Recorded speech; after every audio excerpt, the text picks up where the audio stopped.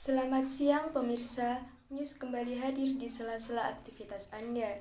Bersama saya, Anggun Widya Safitri, yang akan memberikan berita terbaru dan teraktual di siang hari ini.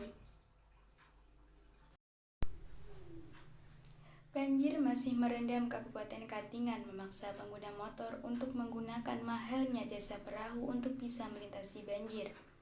Banjir kali ini juga berdampak pada belasan ribu kepala keluarga di Katingan, Kalimantan Tengah.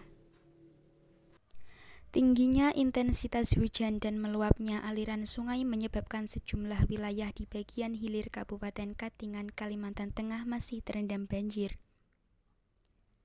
Banjir mencapai 1 meter pemirsa dan memutus akses jalan utama desa sehingga warga terpaksa menggunakan perahu untuk beraktivitas. Sebagian warga memilih mengungsi ke rumah kerabat lantaran rumah mereka terendam banjir hingga 1 meter.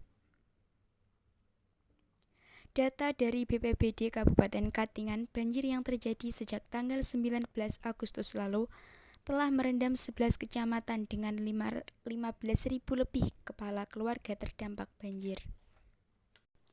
Terputusnya sejumlah akses membuat perahu kelotok menjadi salah satu transportasi alternatif warga untuk bisa melintasi banjir.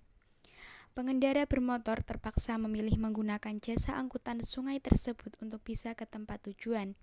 Namun pemirsa, saat ini ongkos yang ditawarkan oleh para pemilik kelotok terbilang cukup mahal.